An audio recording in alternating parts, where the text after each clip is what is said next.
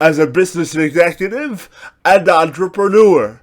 Here's a question I know you probably haven't taken a lot of time to consider.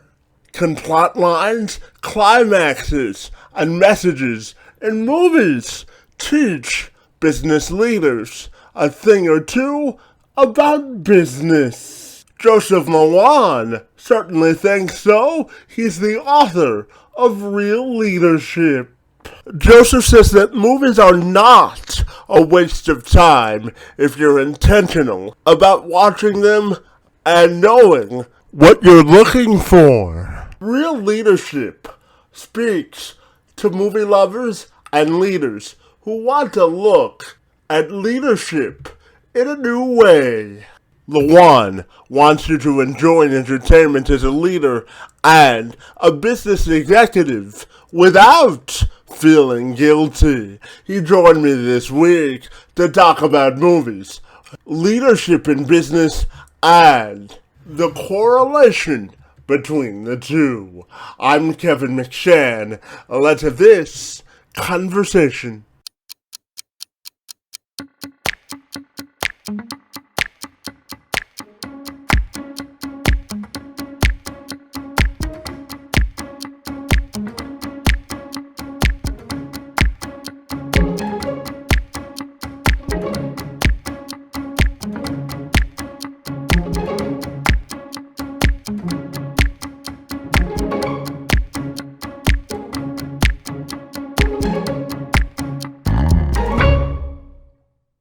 We began our conversation by diving into just exactly the life and business lessons real leadership can teach those in business and movie lovers everywhere. All right, yeah, hopefully people aren't confused with the title Real Leadership because it's not spelled the way a lot of people think it is. It's not REAL, it's REEL. And it's all about how movies are not junk food for the mind, but they can be inspiration and personal development tools that help us understand the world around us a little bit better. And it's just been a passion of mine after I jumped into the personal development world. And I just always heard that movies and entertainment were bad for you till I discovered the truth that movies are just modern day fables. They're windows into worlds that I may never experience, that you may never experience, and they can help us understand the world around us better than other tools. Yeah, absolutely. And tell me about the process of writing the book, buddy, and what you went through in that regard. Yeah, Kevin. So my journey with the book writing process was actually a lot longer than I wanted it to be. I actually wrote another book that hasn't come out yet that was very similar to this, but I've been blogging for 15 years. I've been ranked in the top 30, 40 leadership bloggers in the world. And a couple of years ago, I was approached by a young man going, "Hey, I'm a part of this class and can I interview you about your leadership journey?" I'm like, "Yeah, man, let's do this." And so he interviewed me, told me a little bit about the class, kind of wrote it off. The following year, another person reaches out to me and goes, "Hey, Joe, I want to interview you for this book I'm writing." I'm like, "Yeah, let's do this." Then last year, I was talking to a friend of mine. He's like, "I've got this friend, Jamie J. He's writing a book. I know you want to write a book, and he's going through this course that's through Georgetown University. Do you want me to connect you?" And I'm like, "Let's do this." So he connects me, and I find out it's the same class that these other two students had gone through. And so I hopped in, both feet. And the process was different than I'm used to writing. It involved interviewing a lot of different people. I talked to guys like David Hayter, who was the voice of Solid Snake and Metal Gear Solid, the video games. But what I didn't know was he had also been the screenwriter for the X-Men 1 and 2 movies. I was like, whoa. I also got to talk to David Knutson, who was friends with Will Smith's screenwriter. He helped me develop the idea or explore the idea of the moral premise, which is what Stanley Williams developed. And basically it's just a if this, then this statement about movies where it develops a character. Went through all these interviews. Then introduced it to my editors. They edited it, and now here it is for the world to read. Yeah, fabulous, Bunny. And I'm wondering if we can dive into the whole discussion about movies not being junk food for the soul and how entrepreneurs can use it to grow their business, because I know you have some thoughts there as well. Yeah, definitely. We can talk about that. You know, well, let me explain why. People used to say movies are junk food for the mind because it was just mindless entertainment. You'd sit down, you'd watch a movie, you'd leave, and it would be that. Or so these people that were talking about it thought. But I look at movies as like fables, modern day fables. In the past, fables were written out stories. Now we get moving pictures. It's. I think it combines all of our senses into like one great storytelling adventure. And we can use movies to grow, to help our businesses, the entrepreneur's journey, by understanding movies like The Pursuit of Happiness with Will Smith. That shows you some of the struggles that an entrepreneur may go through in developing their business. In The Pursuit of Happiness, Will Smith's character, he was trying to hawk medical machines and he was failing with it. And it wasn't until he realized what was going on that he became successful in, I believe it was stock trading. But we understand through movies we can understand that we're not alone. Our struggles aren't unique to us. So many other people have gone through it as well, and we don't have to feel alone. Yeah, absolutely. And Joseph, I always look at movies as a way to tell a story also. So tell me, how do you think businesses can use movies that they've launched to sort of tell the story of their business and have it more relatable to the people that they serve? Yeah, great question. One thing that I've done, I've taken out clips of movies and introduced them to groups of people to show them the business principles behind major businesses. I've used Wonder Woman, if you remember that movie, and there's a scene in there called, man, I had it on the tip of my tongue. Oh, No Man's Land. And it shows that for her, all the other military people were unwilling to go forward into that land. But she was like, I've got this. And she just moves forward. And I think examples like that, you can show your team members, your business partners, and go, look, here's an example. I mean, it's far out there. I don't have bulletproof skin. I can't deflect bullets with my wrists. But you're not facing these dangers in the business world. You're facing some mean words or a difficult client. But you can step forward with confidence that you can get through a situation like that. And as a business owner, you can show your team members, your business partners, clips and kind of explain and talk through what's happened and how you can apply it to your business. Yeah, absolutely. And Joseph, I'm also wondering your thoughts on effective leadership in business and how you define that, buddy. Ooh, effective businessship or leadership in business. There's so many different ways to lead. It really depends on how you want to lead. But I think servant leadership is a great way to lead, because if your people don't know that you're for them, they really don't care about you because you don't care about them. So I think, my thoughts on leadership in business is that leaders have to serve those that they're leading. It sounds counterintuitive, but it gets your team on board. It makes your team know that you care.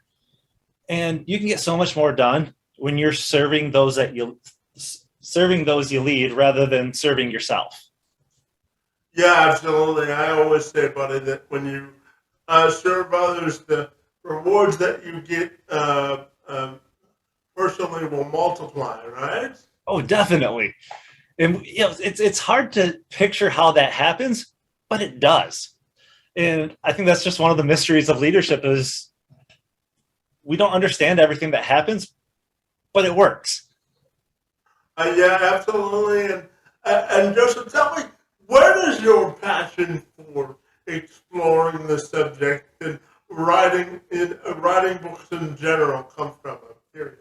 Uh, yeah, I think back to when I was a kid. I even liked to write back then. I was going through some old stuff from my parents' house, and I found stories that I wrote when I was probably 5, 6, 7 years old, talking about writing stories about the Transformers or Voltron characters. So writing has always kind of been a part of me, even though I stopped for probably 15 to 20 years. But I think that passion is just the ability to share thoughts and ideas and helping people understand what I'm thinking and sharing what I know with others in the world.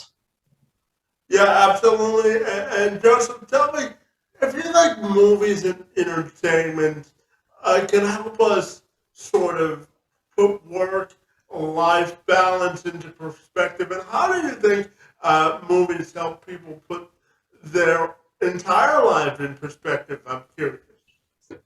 Well, first off, I want to say that I think it helps if you actually go and watch movies because that's part of enjoying your life and finding some time for yourself to just enjoy the little things. You can take 2 hours, maybe 3 hours at the most. I mean, we've got the Batman coming out this weekend. That's a 3 hour movie. It's a small portion of your life, but life isn't all business. Life isn't always all fun. So when we can start putting in these little pieces of, an hour and a half, 2 hours, 3 hours into our lives and, go just have a good time, watch a movie. And then maybe those movies teach us a business principle.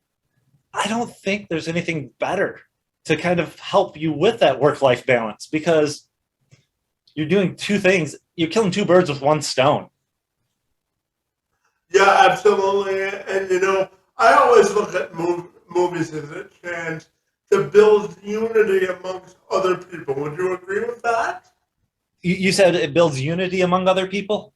Yeah, in terms of bringing them together. Would you agree with that? I Yes and no, because some movies are so polarizing that people disagree with each other vehemently. I remember working at Circuit City when, if you remember the first Incredible Hulk movie, we had a team member there that was like, "Yeah, that was the greatest movie ever." I went and watched it and was greatly disappointed. So there was some disunity there in our opinions, but it also brings people together and unites them, and that we can talk about it. And I think that's for businesses, that's one of the best reasons to encourage you people to watch movies. They go watch a movie, then they unite in talking about the movie. They share their thoughts, they share their opinions and the ideas. Yeah, there may be some dissenting opinions, but they're talking about it and they're uniting over that single piece of what I consider artwork.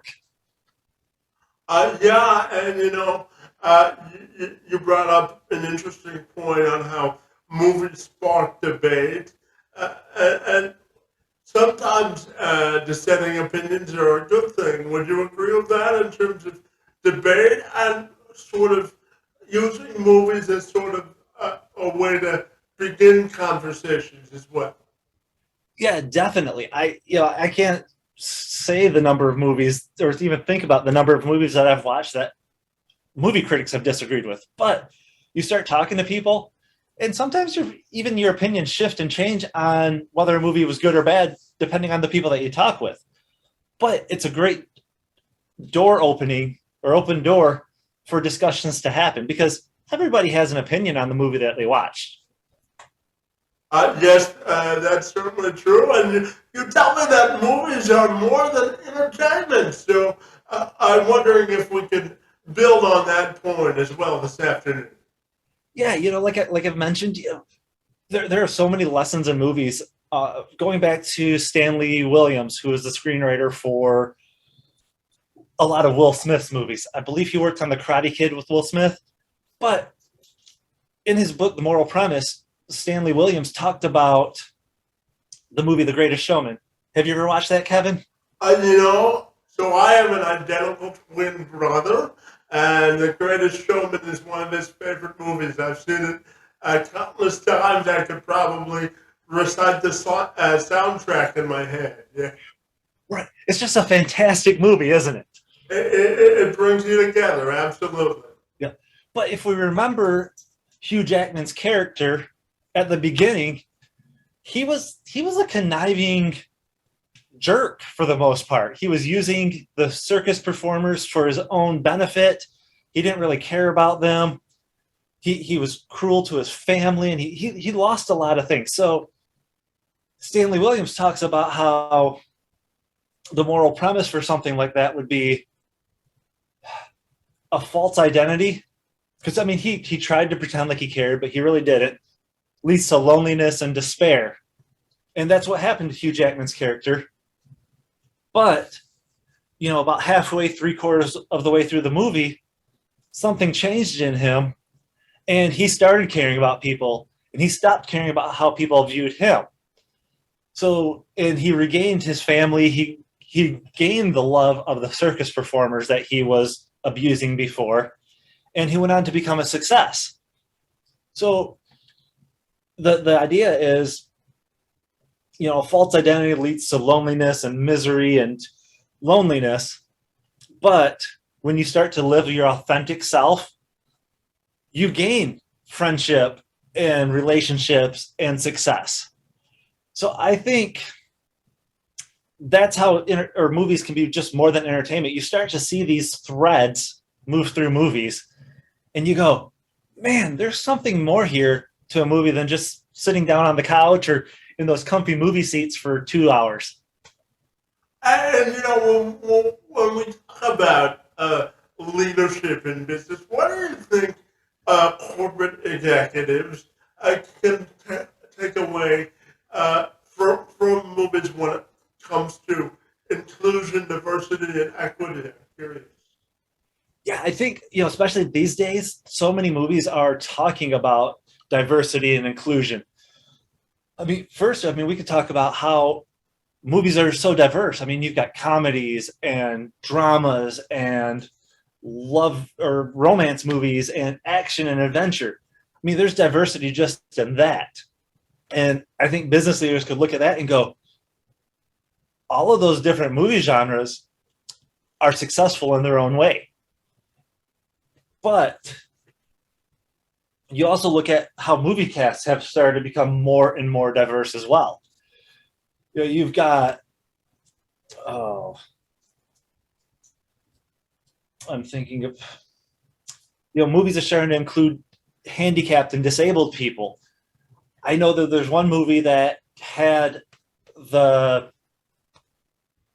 I don't know what it's called, but it's for insulin monitoring. One of the characters had the little patch monitoring system on her arm, and children have started to feel more included because of things like that. And I think if business leaders start looking at movies and going, hey, yeah, that's normal now, that they can incorporate that into their businesses.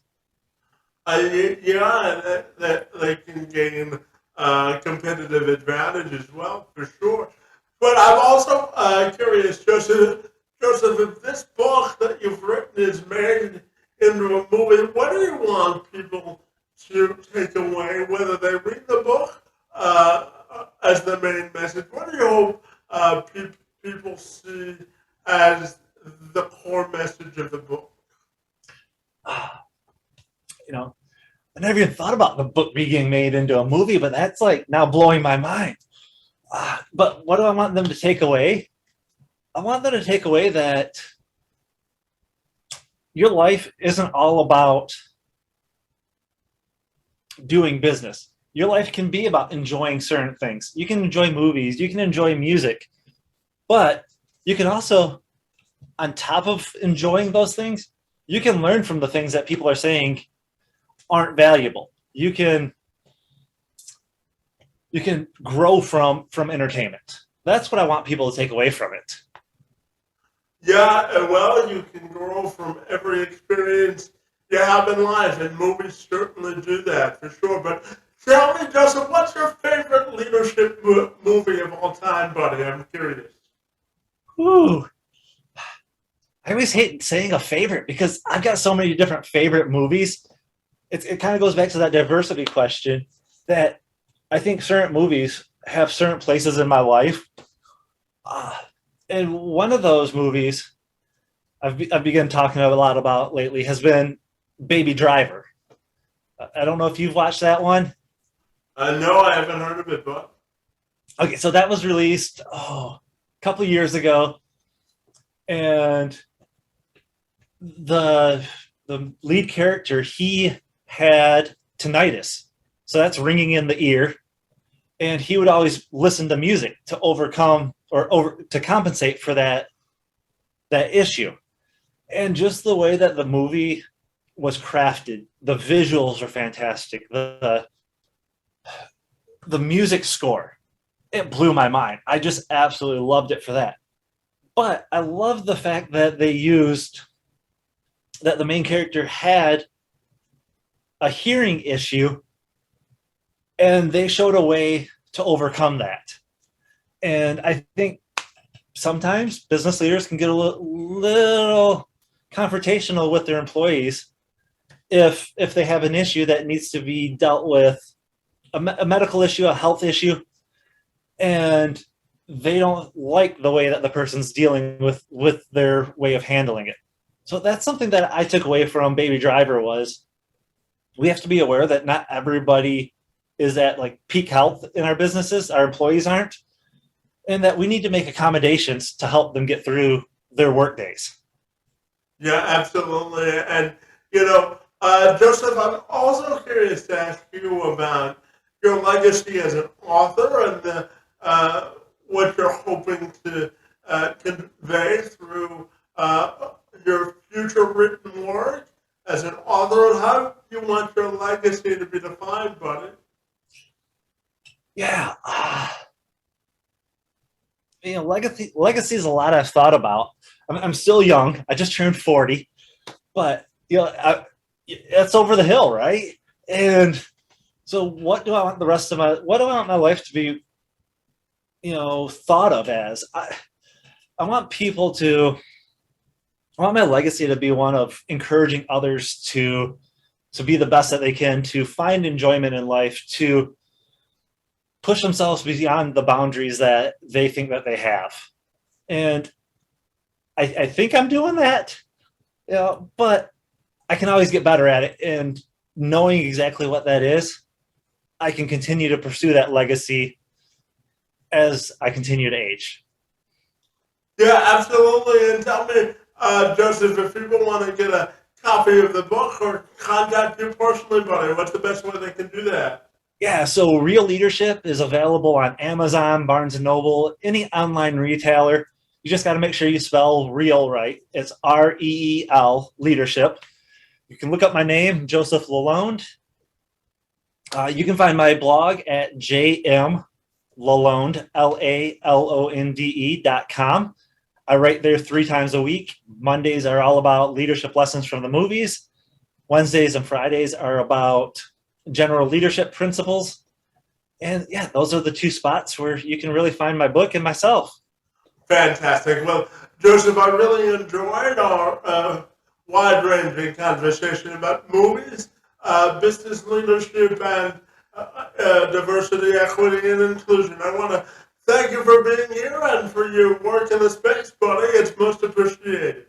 Yeah, no, thank you again for having me on your show. It's been great chatting with you. It's always fun talking about these topics, movies and business leadership with people who get it and for people who are just learning about it. So thank you, Kevin.